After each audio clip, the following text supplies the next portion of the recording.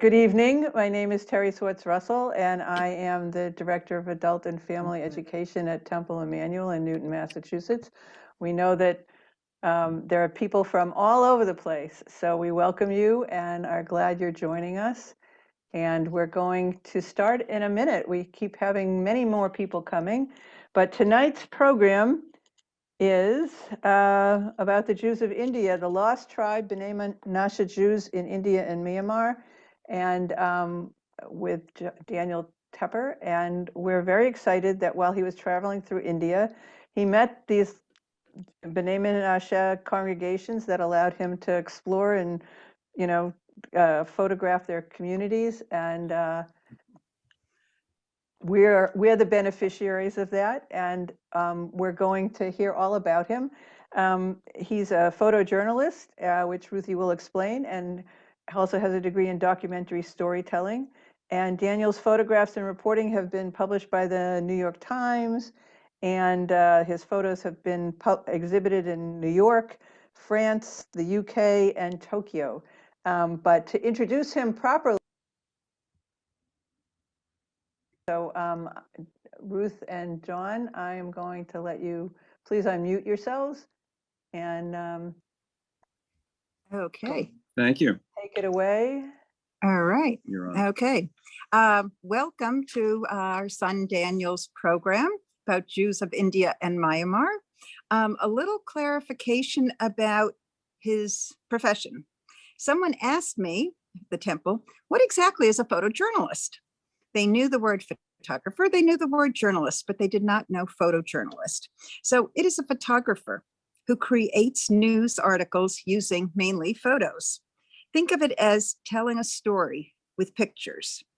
Photojournalists deal with people, while a photographer deals with making visual images of anything. Daniel joins a long tradition dating back to the Torah of storytelling.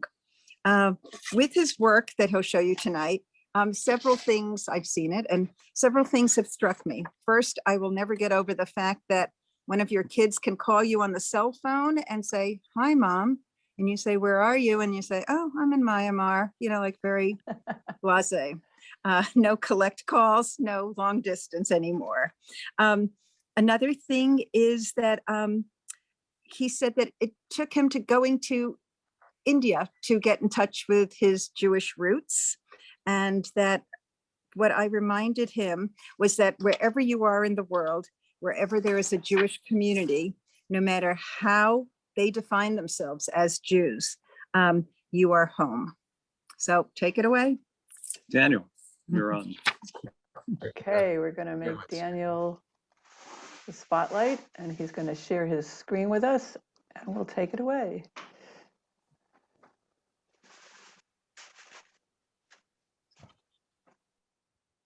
Here we go. Hi, so as my parents and Terry already introduced me, my name is Daniel. I'm a photographer and journalist currently living in Brooklyn, New York.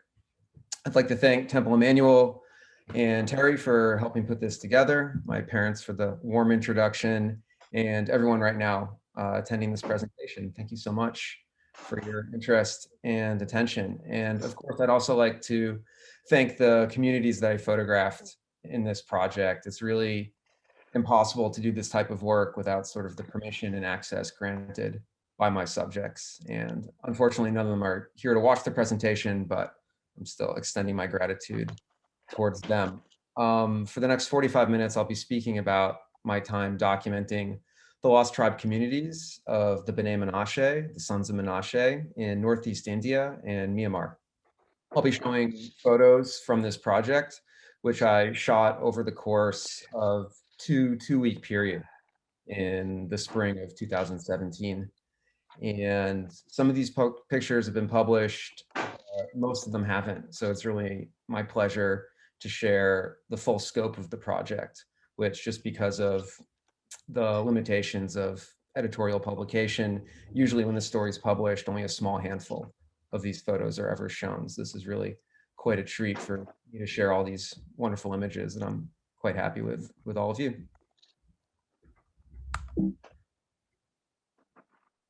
So The story begins in Azov, which is the capital of Mizoram, and you see it right there where that red pin is in the northeast corner of India. I'd been traveling around India for about 6 months after living in Jerusalem, working between Palestine and Israel, covering the conflict there for a few years. After doing that for a while, got kind of burned out and decided to just, chill out, take a trip, go somewhere new, and had always been very interested in India and had gone there just with the intention to travel around and see the country, and really didn't have a project in mind. But throughout the course of my travels, after a few months there in the country, a friend of mine, an Indian who I had met, who was from the Northeast, had told me about these communities of lost tribe Jews in the state of Mizoram. And after doing some research, I became really curious about who these people were and what this community was all about, and was very interested to find out, why these people, who to me didn't seem like they had a connection to Israel or Judaism, thought that they did, and were sort of able to manifest these communities and have such a strong faith that they were actually immigrating, making aliyah to Israel in such great numbers. And this was something I hadn't heard about even when I was living in Israel. So I was really interested in this, and just through some basic research, found out, of course, there's lost tribe communities all over the world, but specifically the ones in this part of the world in Northeast India have a very unique history. And it was really interesting to sort of go there and find out about them.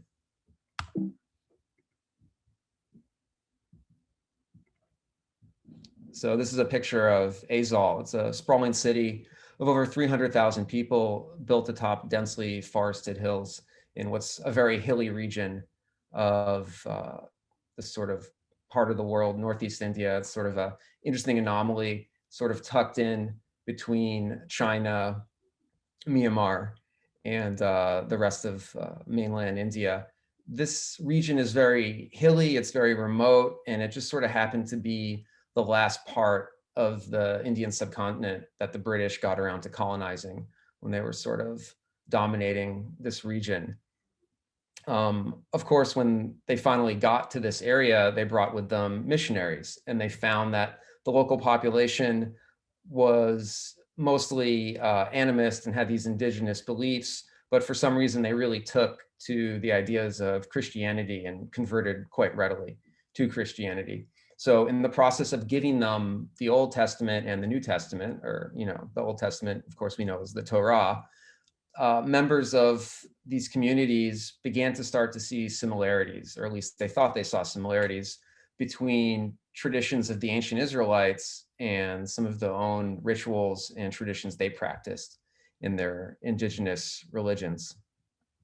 Some of these included ritual circumcision of newborn boys, wearing a garment during prayers that was similar in sort of construction to the Talit, and a belief in one God, monotheism.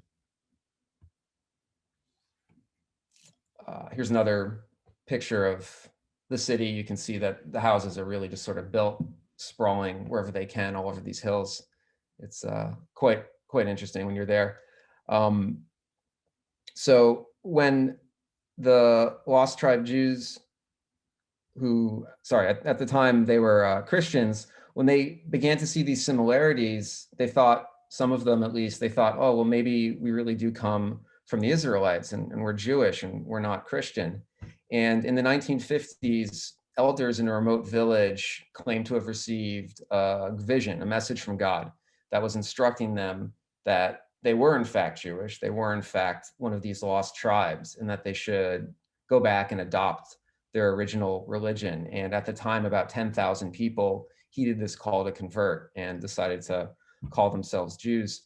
At the time, they didn't really have any connection with Jews from anywhere else. They really had no idea even that Israel existed, and that there was this, large diaspora all over the world of Jewish communities, and also, of course, the newly formed state of Israel. By the 1970s, some contact had been made with some Jews, and they sort of had gotten an idea of the actual practices and rituals of the Jews, and we're not just sort of looking at what they could find in their copies of sort of these, the Christian Old Testament. They didn't even have Torahs at that point. It was around this time that an Israeli rabbi, Eliyahu Avichai, who was sort of going around the world on a quest to find all these lost tribe communities and make contact with them and see if he could bring some of them over to Israel. He made contact with this community here. And he, in fact, was the one that named them the B'nai Menashe, meaning sons of Menashe, one of the 10 lost tribes. Here's another view of the city. So initially, I just sort of done this very cursory research on this group, and I decided, I might as well go and see if I can photograph this and see if, there's any contact that I can make with one of the congregations there, and if they would come and allow me to make a project on them. So I had sort of one contact from one of the congregations, and I arranged a meeting with them and had 2 people from this congregation meet me the day after I arrived at my hostel. And I explained to them my interest in their community. I sort of told them what it was that I did, my job working as a photojournalist in Israel and Palestine, and before that in New York City, what that meant, and my desire to photograph them. I wanted to see their religious services and rituals and photograph their communities, and was just really interested in whatever they would be open to showing me, because I really wasn't sure at that point what the access would be like. They seemed open to the idea, but weren't committed to anything. And they said they had to go back to the rest of the congregation and talk to them first, and they'd let me know in the morning. So I just sort of walked around town and bided my time. And the next morning I got a phone call pretty early, and they told me that one of the members of their congregation had passed away that night. And they invited me to come to the funeral, and if I wanted to photograph it, which is not something usually that people ask you as the first thing to come photograph. But I took this as a good sign that they trusted me and wanted me to be there to sort of document their lives and what was going on, and obviously said yes and got right to it. So this is one of the photos I made at the funeral. This man is Ben Zeon Fanai, and he was a member of one of the Lost Tribe congregations in Azal. Like many of the members of these communities, he'd been born into a Christian family and then converted to Judaism later in life. And the funeral was really a mix of sort of Jewish and traditional indigenous rituals. And all these people are from the Mizo people. So these are just sort of, they had traditional songs and the dress they had, and they were sort of drinking chai tea. And, this was sort of mixed with rituals that might be sort of familiar to Judaism. But of course, the first thing that you might notice is that this is an open casket ceremony. And in Judaism, we don't do open caskets. So that was something that struck me as sort of incongruent. And then the next thing, if you look closely, you'll see that there were coins placed on the man's eyes. And I'd asked about that and was told that this was an ancient Jewish ritual. So of course, that wasn't a Jewish ritual that I was familiar with. So I just sort of chalked that up to sort of these anomalies that might happen, where in these communities' adoption of Judaism, it seems like other little rituals and just sort of things kind of sneak in. And what ends up happening is sort of this manifested, mutated form of Judaism, which, to us looks something quite different than the Judaism we practice, but to them it's sort of just normal. And as I'll talk a little bit more about throughout the course of this project, something that really interested me when looking at these communities and the rituals was how Judaism seemed to evolve with their adoption and how it mixed.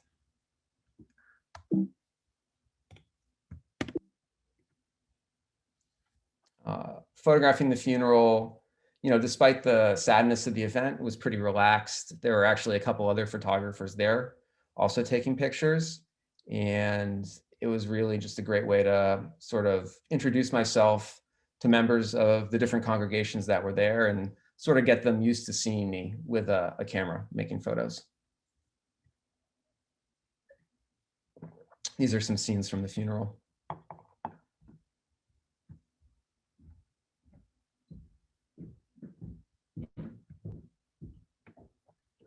So the Lost Tribe members you see there reciting prayers over the casket were members of the Jovavi Zeon congregation. And there were a few different congregations in town, and the Jovavi Zeon seemed to have the best connection with the organization in Israel that was actually helping the B'nai Menashe members make Aliyah and relocate from Mizoram to Israel. It seemed that maybe back in the day there had been just one congregation, but for reasons that were unclear to me and I could never really suss out, that congregation as it grew had sort of fractured, and that there were a few different congregations in town that prayed at different temples, but it was these people that just sort of were on the best terms with the organization facilitating the Aliyah process. These are a group of women from the Shalom Zeon congregation, another congregation in Azal, photographed after the funeral. And the woman on the right wearing the hat was the person who sort of acted as my contact and fixer for the rest of the community. Not many of these community members spoke English, and I was not fluent in the local Mizo language, but she spoke English and was a really just sort of wonderful person that helped introduce me to people and could translate for me and sort of acted as a guide, a translator, someone I can ask questions to, and was quite knowledgeable about the congregation and the history of Jews in Azwal. The members of this community really only had limited contact with other Jewish people, and they had never met a photographer or journalist from outside the country that was interested in documenting their community before. And it was quite interesting because unlike other communities or people I'd sort of documented throughout the years, there was real mutual curiosity between us. You know, I found myself answering a lot of questions that they had about my Jewish upbringing and also what life was like inside of Israel. And it was nice to sort of be around people that seemed to have as many questions for me as I had for them. So the woman who was my fixer, her name was Elisheva, and after the funeral, she invited me to come to her house later that week for Shabbat dinner. So here's a picture from inside her house. We prayed during Friday night services.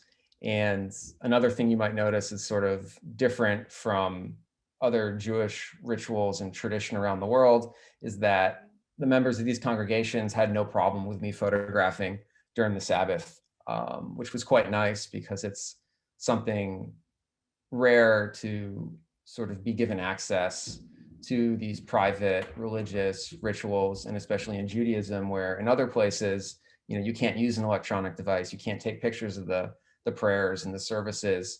It was just wonderful that they had no problem with that and allowed me to photograph. I have to say that as a child, I went to temple a lot. My parents took me, I had the bar mitzvah, but there was something about praying that I just never got into it and I never enjoyed it. It just felt like sort of a ritual for me that I kind of had to do. And, you know, once I left home and went to university, I stopped going to temple and didn't really feel like I had much of a connection to Judaism anymore so much, maybe outside the cultural aspects of it and celebrating some of the holidays. But an interesting thing sort of started to happen when I was photographing these communities was that being able to relate to the prayer ritual in a different way. So in this situation, instead of being expected to pray and participate, I could be present, but photograph and have a camera and sort of do something else while these people were expressing their faith was just a very nice way for me to kind of take another look at the act of Jewish prayer. And it really began to sort of notice my feelings changing about it. Here's Elisheva lighting Shabbat candles. She had worked for the city in the municipal offices and had been retired for a number of years by the time I met her. She, like many of the others, had been born Christian but converted to Judaism as an adult. when speaking to members of these communities, one of the first things I asked them was, if they converted, why did they convert? What was it about, Judaism that attracted them? And for many of them, it was sort of a simple matter, or maybe not so simple, but they really believed that there was one God, but in their Christian faith, they sort of saw the Trinity as polytheism, not monotheism. And they looked at Judaism and didn't have the Trinity. We don't worship Jesus Christ. So they decided to convert to that because it just sort of squared with their idea of one God and monotheism. So there wasn't a bakery in town that made actual challah bread, but they had sort of found a baker that would make the closest approximation to it. And it was sort of a brioche-like loaf, but it was close enough. And it was sort of one of the first things, besides the praying and the Shabbat candles that I was photographing, that even though I was in a foreign place, in a new place that was pretty much different in every way from where I grew up in Newton, it was the familiar. It was just something nice to see the challah next to the Shabbat candles. And throughout the course of this project, it was, pretty interesting when I was taking the pictures, really just kind of feeling the sense of familiarity, because I'd grown up Jewish and this really was a part of my culture and part of my upbringing and a part of who I was, but just sort of after so many years of kind of not attending these rituals, I guess I'd sort of forgotten about it a little bit, and this was bringing it back as I was photographing it. So the rest of the dinner was a more traditional mix of miso dishes. That's some dried salted fish and some rice over to the left, and above the fish, there's all different sorts of sort of pickled and spiced vegetables. I happen to like it a lot. I was a big fan of the food all over India, and especially in Mizoram, where there wasn't so much curry and the meals weren't so heavy with butter or any sorts of creams. It was just very simple, really delicious cooking. And like everywhere else in India, pretty much, people here in Mizoram ate with their hands. Utensils, as you can see, were just used for serving. But when you're sitting and eating, no matter what meal it is, you're using your hand to eat. And that was something I hadn't really done before coming to India so much. But then in India, pretty much from the get-go, you get over it quite quickly if anyone's ever traveled there or other places in the world where people eat with their hands. And you quickly find that it's a really delightful, interesting, whole new way to experience eating. It's a very sensual process. You're really feeling the textures of the food. And of course, because you're using your hand, you never burn your mouth because you kind of know how much temperature the food has. And this was one of the first pictures I made in the project that really, to me, expresses this, this mix of Judaism with the indigenous culture, because of course I'd been to many Friday night dinners throughout my life, but this was surely the first one where everyone was eating with their hands. So it was really nice to see the gentleman here wearing a kippah, but using his hand for the meal. And I just really like that that mix of both sort of what's going on and what's normal in Mizoram with this adopted Jewish tradition and ritual of wearing the kippah. This is a small Torah that Elisheva kept in her house, along with a Havdalah candle and a postcard from Israel. And in many of the homes that I visited of these B'nai Menashe members, they had different ritualistic items, relating to Judaism. Maybe it was a poster, maybe it was a siddur, maybe it was a Torah or a Havdalah candle like this. And they sort of kept them in special areas in their home, and they're obviously very prized possessions. So here's the building for the Jovavi Zeon congregation. This is where they lived, and they had a synagogue there. And you can see below the sign for the Shavai Israel Hebrew Center. And Shavai is the organization that is facilitating the Aliyah process for the B'nai Menashe Jews. And here in this building, that Rabbi Avichail had established this Hebrew Center to bring knowledge of Judaism in Israel over to the B'nai Menashe members that were interested in learning. And Rabbi Avichai had actually taken two B'nai Menashe members from Azal and was able to get them to Israel and had them learn Hebrew and learn about the history of Israel and about Jewish rituals and customs. And then those two gentlemen came back to this center and they taught others. So that's sort of how, at least in this part of the world, the people that had already sort of believed that they were part of these lost tribe Jews, but didn't really know how to manifest that tradition and sort of really become Jews in practice, learned how to do that.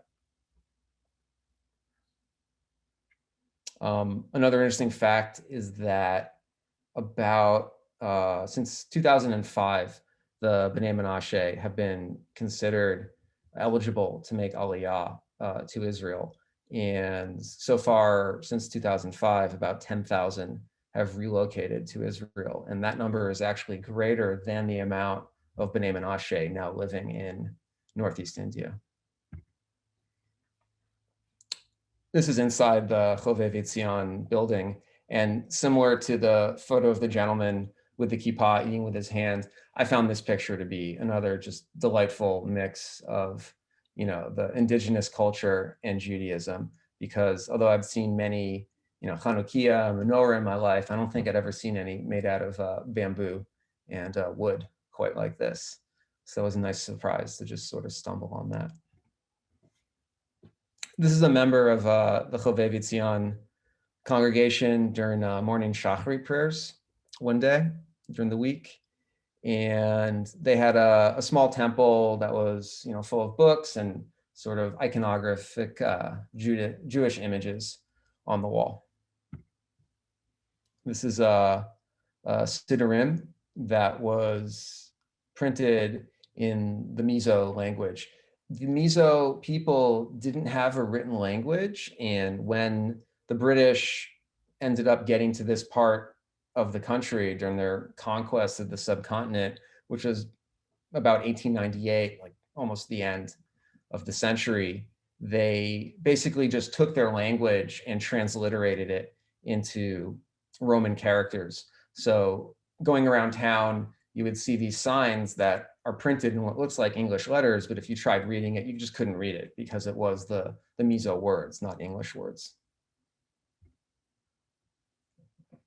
Here's a photograph outside the Shalom Zeon temple. It had been under construction for a few years, and the congregants themselves were putting their own money into the building to sort of build it up. So in the next few images, you'll see it's still under construction when I was attending prayer services there and making photographs. This was inside the temple during Shabbat services. And, you know, once again, they had no qualms about me, you know, coming and attending and making photographs. And it was really nice to be accepted and, you know, have my presence tolerated, because as a photographer sort of walking around taking pictures, you really want to try to be as invisible as possible, at least in a situation like this, and just hope you're not getting in anyone's way or annoying anyone with, you know, my actions of trying to make photographs. But the whole time throughout this project, it was very easy to photograph, and people were clearly happy to have me there. The congregations had adopted the rituals of sort of modern Orthodox Judaism. So like in those temples and synagogues, men were separated from women with mechitza that ran down the center of the room. The gentleman holding the Torah here is Shabbat Thanga, and he was actually from Myanmar. So throughout the course of making this project and talking to members of these congregations, I was told and sort of got snippets of information about other lost tribe communities across the border in neighboring Myanmar. But it was when I met Shabbat here that he told me, oh, you know, I was from one of these communities and they do in fact exist. And he gave me the information that in the second part of this slideshow you'll see sort of led me to the community that I met and photographed inside of Myanmar. And again, photographing the Shabbat services was something that was just very familiar to me, but also a very novel experience because I'd never before been in a place where it was okay to photograph the services on Shabbat. And again, it was just a very interesting way to sort of participate in a way that felt most comfortable to me, because I'm very comfortable when I'm photographing and taking a picture. I've been in many situations that otherwise, I wouldn't be able to have any access to, but I was there to take pictures, and sort of gives me a purpose to be there. So to be in a place and to be watching something that was something very familiar, but in this new place with new people in a foreign land was quite interesting.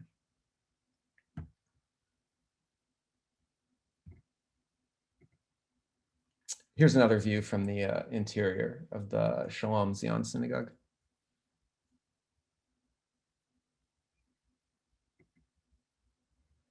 And of course, after the Shabbat services, everyone from the congregation went downstairs and we made Kiddush. And instead of drinking, wine and having those, dry little cookies with the sprinkles or the fake cherries, we were drinking chai tea and having this nice little sponge cake. And again, it was just another experience that really reminded me of all the times I had attended temple, both, as a child and later in life. And it was just, fun to see these people and these congregations, schmoozing and snacking in the same way that I had done at the temples in the United States. So later in my stay, I was taken to a graveyard where some of the members of the Jewish community were buried. And, one thing that you'll probably see right away that's quite striking is that the graves of both Christians and Jews are laid side by side. They just, didn't have any qualms about separating the graveyard. And, for them, I think that also just speaks to the fact that many of the people buried in these graveyards, of course, started their lives as Christian and then converted to Judaism later in life. But as far as I could tell, it was something that they saw as normal and was tolerated without any sort of, protest or objection by members of both communities. And if you look closely on the gravestones, you can see the Mizo language sort of spelled out in those Roman characters.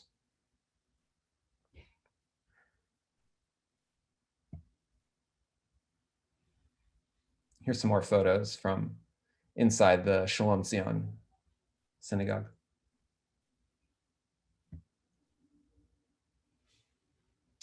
Here again, you can see sort of the Jewish iconography, if you want to call it that, on display throughout, my stay, going into their homes and looking at the buildings. You'd see these images on the walls of, there's a picture of the Wailing Wall or pictures of Israel. And of course, there's Rabbi Schneerson. And they weren't exactly familiar with who Schneerson was when I asked, but they knew he was like, oh, he's a great rabbi, is what they told me.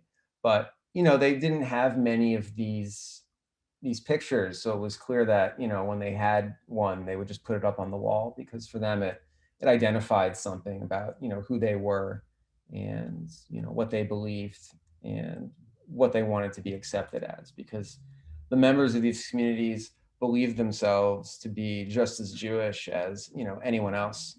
And all of them were really expressing a desire to make Aliyah, to go to Israel.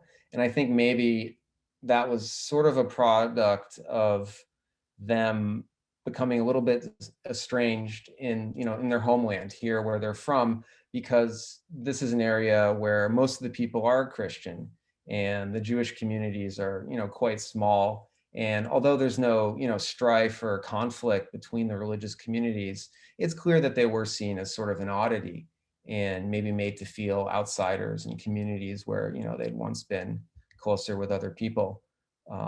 So everyone was really interested in going to Israel. They kind of looked at Israel and thought about Israel as their true homeland. But of course, not all of them are going to be able to do that. And they were aware of that. They knew it wasn't a realizable dream for everyone. just some more pictures now from inside the Shalom Zeon temple.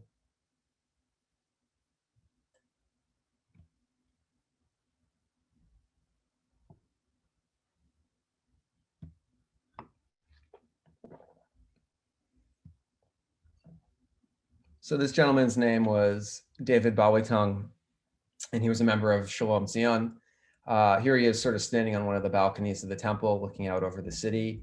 Mr. Baliton expressed a genuine desire to move to Israel. He really wanted to go there. And, you know, everyone that I talked to, this is a really, you know, shared sentiment.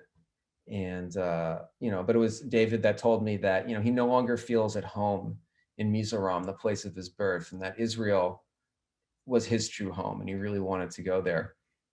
But unfortunately, the members of this community, they didn't have the close ties with the Shavai organization. So it was really unclear if any of them would ever get the opportunity to make Aliyah and go to Israel.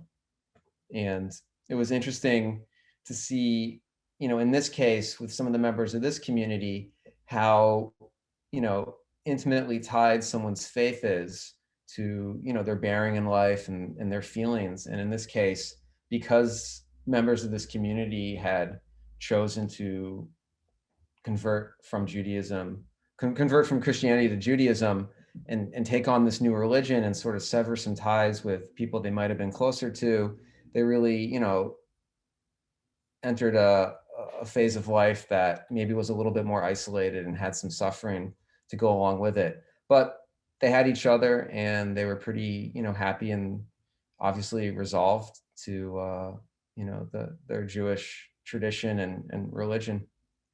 It was after spending a couple weeks here that I decided to see if I could find similar communities in Myanmar. So after some planning and some logistical things to figure out how it would actually get there and figure out a visa, I ended up getting on a plane and going to Myanmar. The first stop was the capital, Yangon. And if you look at the pin right there and sort of, you know, go up and then to the left, you can see that, you know, Mizoram had bordered Myanmar. So I wasn't too far away from where I had been previously. My first stop in Yangon was the Musmia Yeshua Synagogue.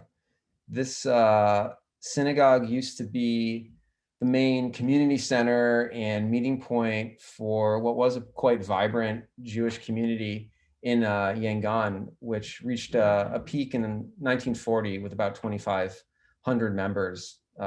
This neighborhood used to be the Jewish neighborhood, but today was Muslim. And the temple itself was surrounded by sort of busy streets and shopping stalls. Here's a view from inside the temple. The temple was built between 1893 and 1896, and today was more of a museum than anything else. I think there are really only maybe a handful of Jews or people that identify as Jewish left in Yangon. And the inside was preserved quite nicely. There was amazing woodwork and nice stained glass, and it had sort of a whole nother section to it that was actually a museum showing different dignitaries from Israel or important rabbis that had visited over the years. But it wasn't operating synagogue, and there wasn't a community here. And I had really wanted to try to find a Jewish community in Myanmar. So I knew that I had to move on. And the next stop was the town of Kay or Calais, Calamio. And you can see now that where that pin is, I'm just across the border from Mizoram. So I'm even closer to where I was before, making those previous photographs of the B'nai Menashe. Calais is a flat tropical city of about 400,000 people. It's surrounded by expansive farmlands, and off to the west where the border with Mizoram is are a series of mountains. Here in Myanmar, the ethnic group that in Mizoram was referred to as Mizo was here called Chin. They are basically coming from the same East Asian ethnic group that had migrated through China and sort of settled in this region. And even though they sort of go by different names, they share much of their culture and even have a similar language. The community that I ended up making contact here was much more isolated than the ones in India. They'd never before encountered a foreigner, let alone someone Jewish that was also interested in talking to them and interviewing them and photographing them about their faith and their community. I had only had very limited contact with the congregation before I arrived and had absolutely no idea what to expect. Ended up through not the best series of decisions, deciding to get to the city instead of taking a plane. I took a series of bus rides that lasted well over 24 hours. And I was just really out of it and sort of dazed from the travel by the time I arrived. But I got there and was met by some of the members of the community who told me that, they were really happy that I had come and they're so excited to meet a foreigner who's interested in them, and that everybody was at the temple and waiting to meet me. So I kind of put my bags down in the hotel room and splashed some water on my face and got my cameras and we went over.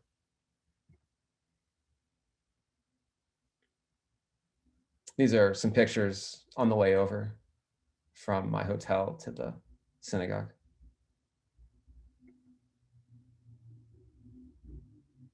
The temple was located on the outskirts of the city. It was a very simple 2-story building built with bamboo thatch walls and a tin roof. And in fact, everyone that was a member of the synagogue was there, and they were pretty interested to meet me and see this person who was interested in them. As I got there, they promptly asked me to deliver a speech, which after having been asked the same thing in some of the congregations in Mizoram, it wasn't so unexpected of me. So I was able to kind of put some words together and thank them for, accepting my presence and letting me take photographs and, express my interest in their community through, taking photos and interviewing them. And they were just as interested in me again as I was in them, and they had so many questions for me and were just very interested to talk to me about my time in Israel and my Jewish upbringing. So it was really an interesting experience for me to sort of take stock of all these things in my childhood and also my time in Israel that I hadn't really viewed as a religious experience, but think about it in that way as they're sort of peppering me with these questions.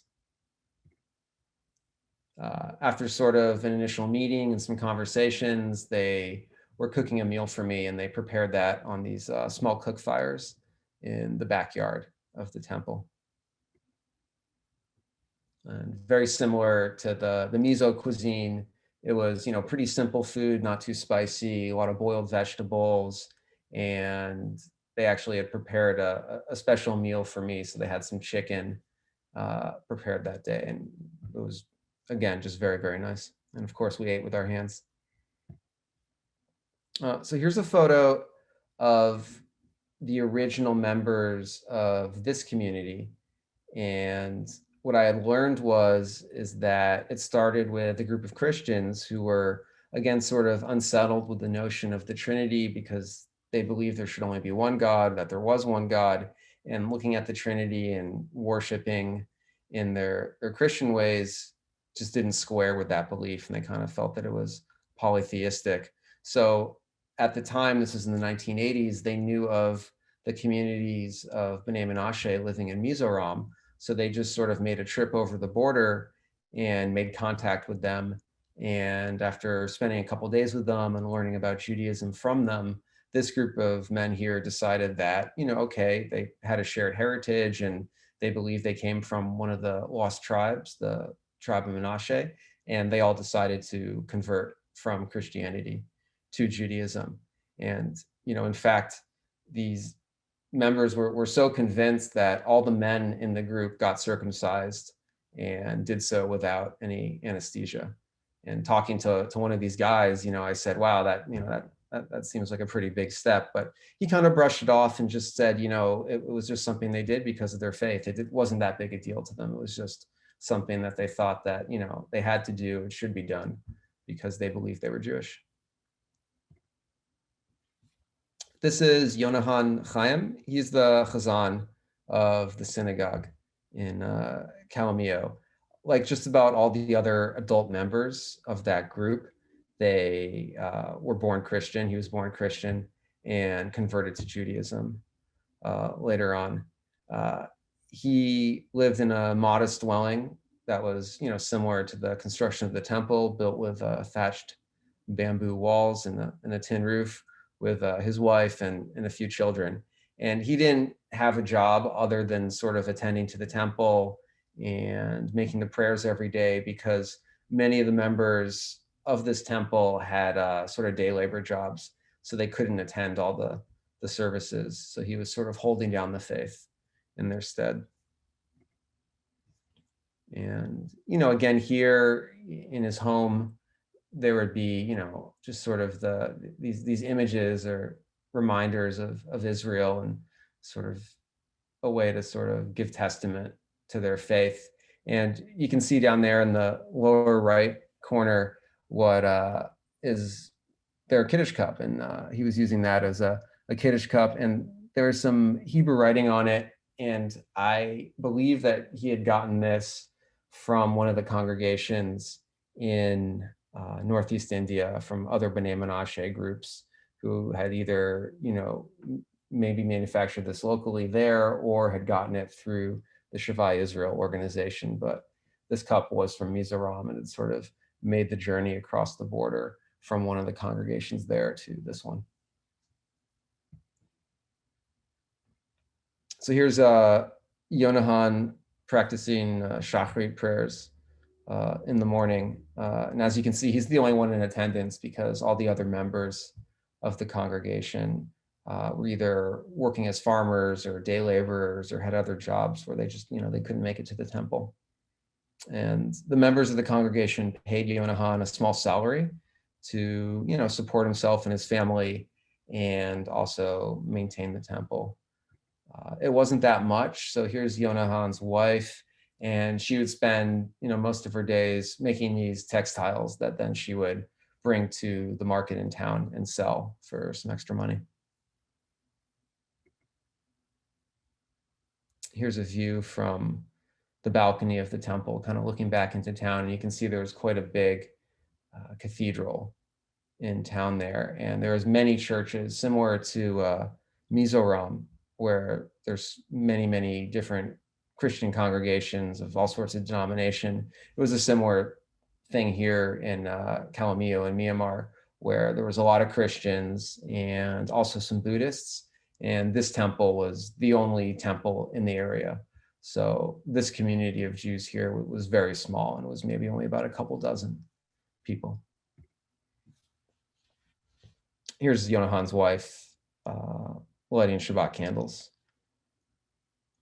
And in the different homes, it was nice to see both mezuzot that were, obviously had been, manufactured from outside the country. Again, this looks like an item that they received. The one on the right, the metal manufactured mezuzah, obviously something that had been manufactured from outside the country and made their way here through one of the lost tribe congregations in Northeast India. But then the one on the left was made locally by members of the congregation, although I don't know if there was a Torah scroll inside the one on the left.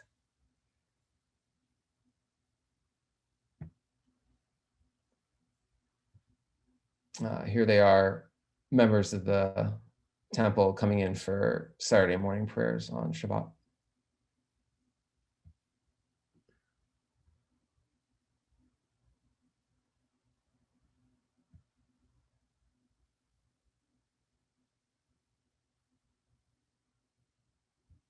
And again, here, like in the other temples, they separated men from women.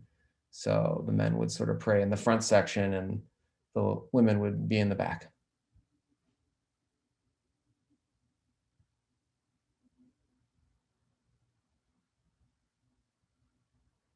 The congregation, like I said, was really small, and it was the only Jewish congregation in this region of Myanmar. But they said that they had gotten along just fine with members of the other religions in town, the Christians and the Buddhists. There wasn't any conflict between them. And there was a particularly beautiful moment during the Saturday morning prayers where I just took a break for a minute and was out on the balcony. And from inside the temple, I could hear the recitations of the Jewish prayers going on. But then coming from across town, I could hear church bells ringing, and then also the chanting coming from the Buddhist temples, which are sort of broadcast on loudspeakers sometimes when they do that. And it was just a really interesting experience to hear, you know, three sounds from three religions all occurring at once in the same spot.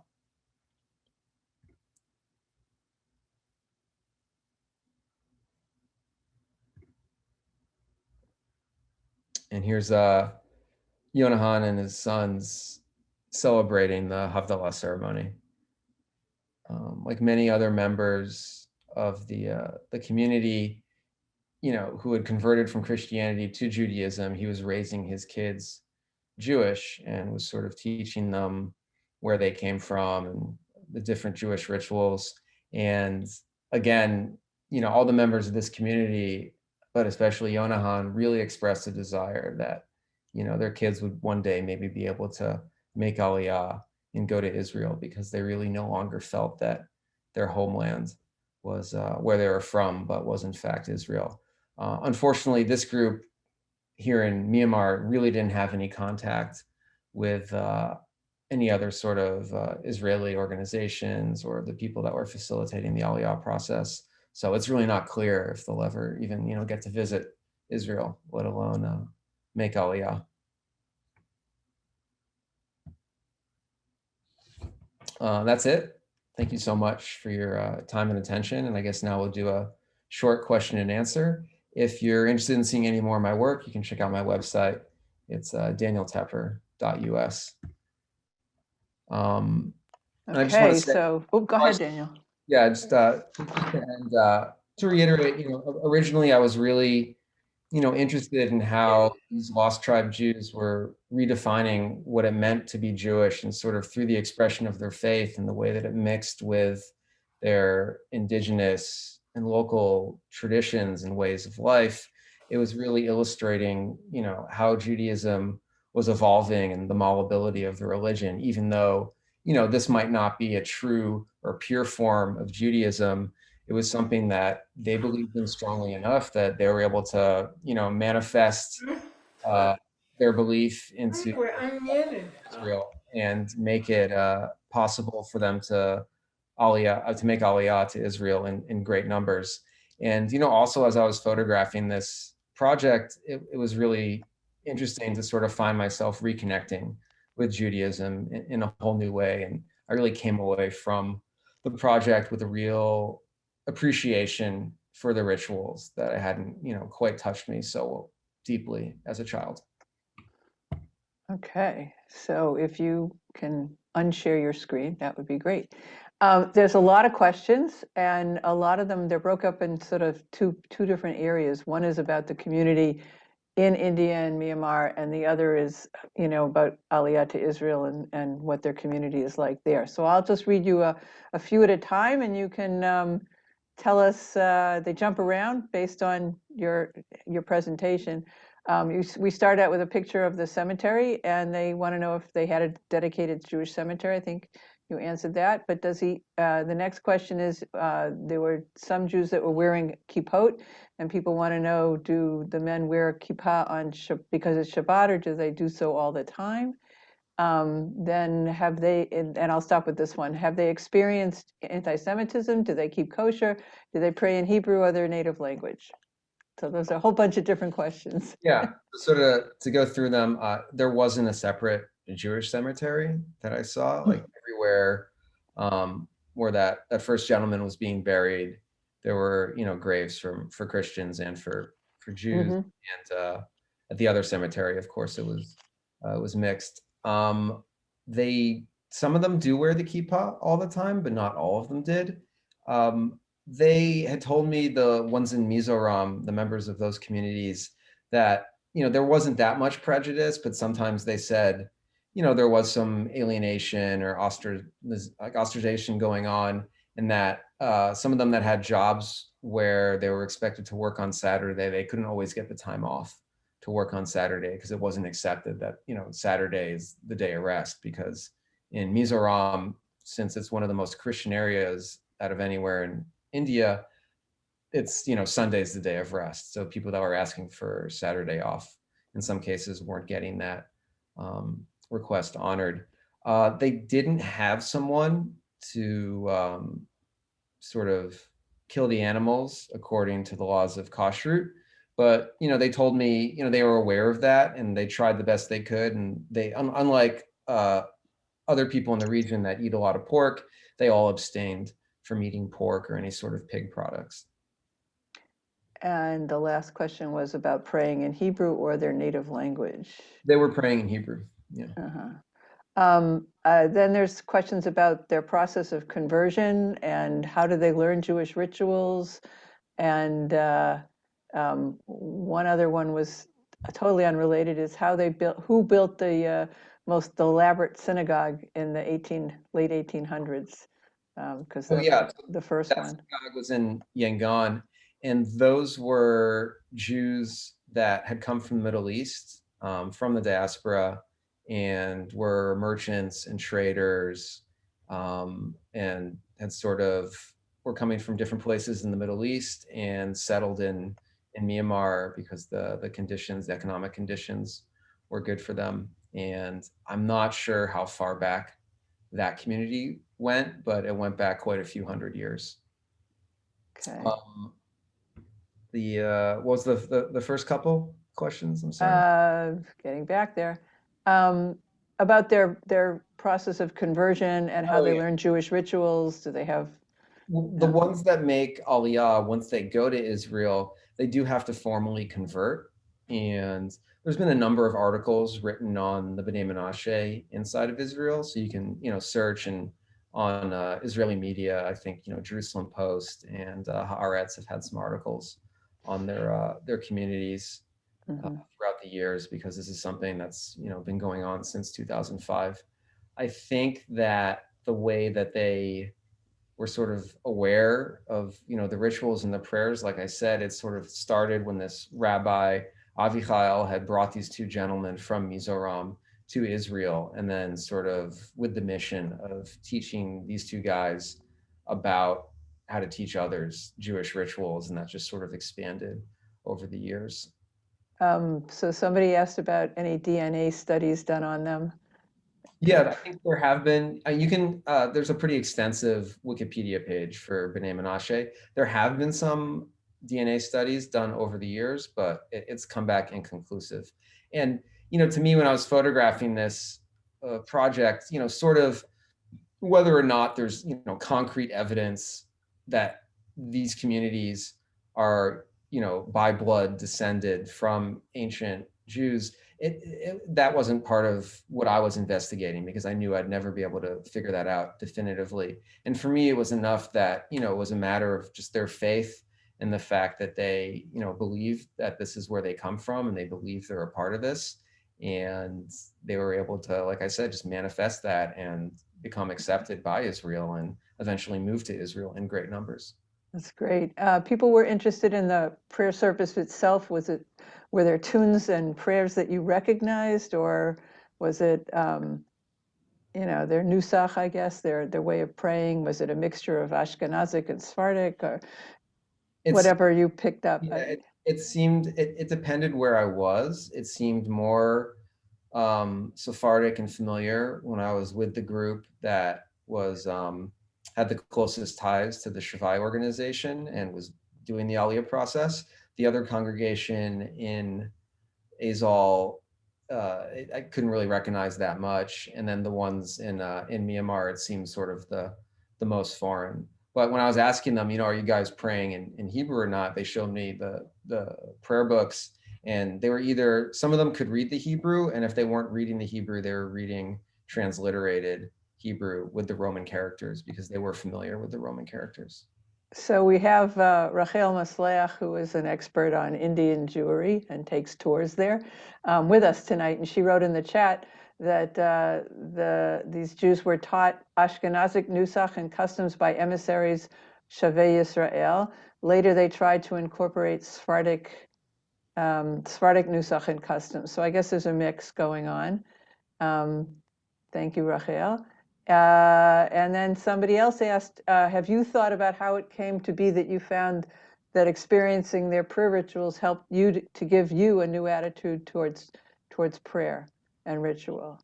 Yeah, I mean, it's something that definitely struck me, while making the project, and I certainly came away, like I said, with a lot more appreciation for some of the aspects of Judaism I didn't feel so connected to when I was younger. Some people wanted to know if they're in need of support and help from the United States, from us as a community. Is there, I think the best organization, if people are interested in supporting or donating, is the Shavai Israel organization. And I think the address is just shavai.org or Shavai Israel. But if you search for that, it just comes up right away on Google. Okay. And now turning to Israel, people wanted to know how successful is their Aliyah? Are they accepted? Does Israel, you had already said that they have to be converted again, because Israel, the question was, does Israel accept their conversion, and how are they accepted into Israeli society? Well, that's something I only know through, reading news articles and other people's research on it, because when I was living in Israel, I never had any contact with B'nai Menashe communities. From what I've read, it seems that it's, in some cases it's successful, in other cases it hasn't. I think that when these communities move to Israel, despite the fact they are supported through the Aliyah process by the Shavei organizations and maybe other organizations working inside Israel, I'm sure they're experiencing tremendous culture shock. And for sure, there's, Israelis that don't accept them, and they certainly do experience racism. I think another aspect that was interesting was that when they're sort of getting resettled in Israel, some of them end up getting resettled in settlements in the West Bank. And, whatever your personal politics with that might be, it's, to me, kind of striking, because when I was talking to these people of the B'nai Menashe members of the congregations, they weren't really aware of the geopolitics and the conflict in the region and what was kind of happening on the ground. So I think to take these people from India and plop them right down into what could be a conflict zone in a West Bank settlement certainly might not be the smoothest of transitions. But it seems that, for some people it worked out great, and for others it hasn't. And that's just, from what I know from reading these articles about it. So somebody just asked if the session is being recorded. Yes, it's being recorded, and we will send it out to everybody that registered for tonight's session, so you will be able to share it with others. A couple more questions that we have is, somebody wrote, I wonder if the members of each shul refused to attend the other's shul. You said that they didn't know a lot about each other. Was that because they were spread out, or because they, in the city that had a few synagogues, they didn't go to each other's shuls, or? Yeah, and in Mizoram, I don't know exactly what the source of the conflict was and why there wasn't just one big congregation, why it had splintered. I do sort of keep up with the people who were helping me when I was there, and I found out through talking to them the last time I talked to that woman, Elisheva, that many of the members of the congregation that I was photographing where the building was under construction, many of those congregants had moved to the other congregation that had closer ties with the Shavei organization.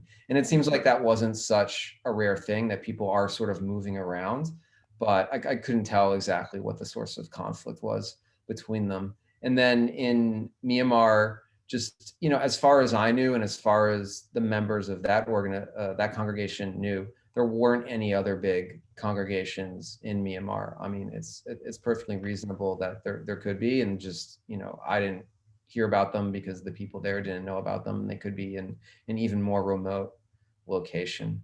Mm-hmm. But as far as I knew, that was the only one in that area in Myanmar. Okay. Somebody asked, are are the B'nai Menashe connected at all with the B'nai Israel Jews in Baghdad?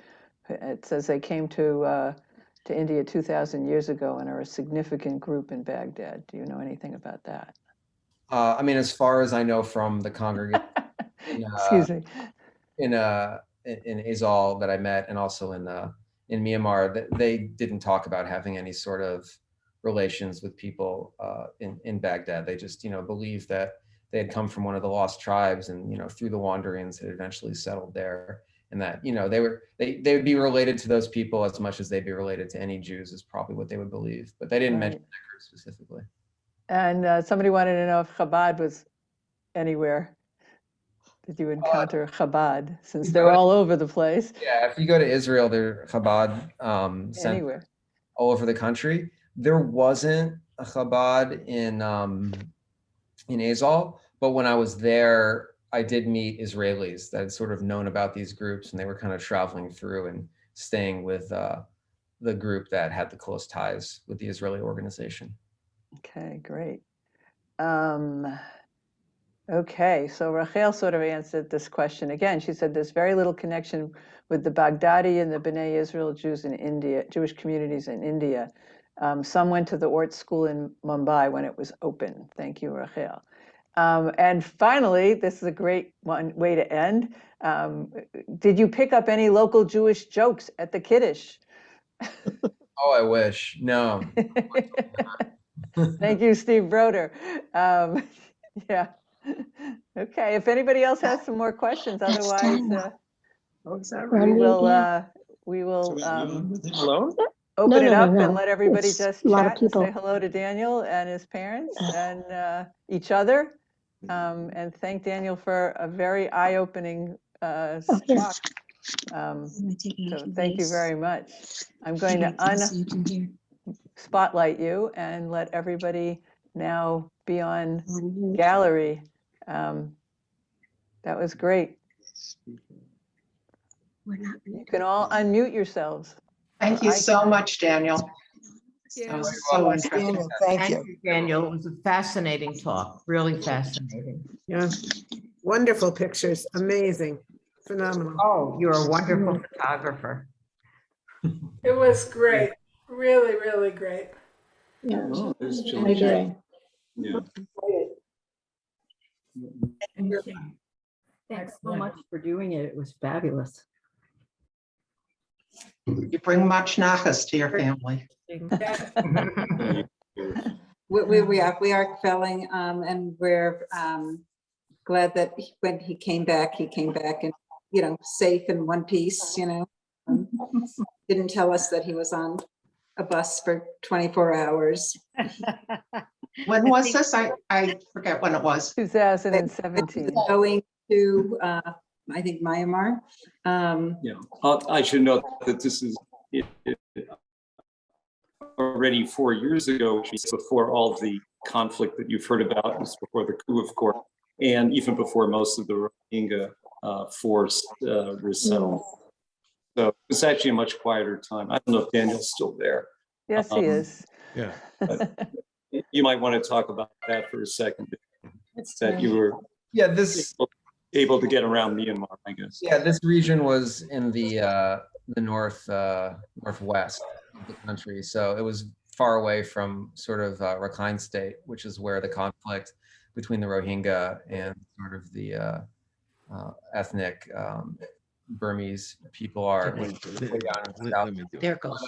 That had been happening. That was, I think initially that was happening around 2012 and 13, and then it's sort of, the conflict itself had calmed down for a little bit, although, there's a lot of these sort of concentration camps and the conditions for the Muslims weren't so good. But then pretty soon after I had left Myanmar in the summer of 2013 is when things got really bad again.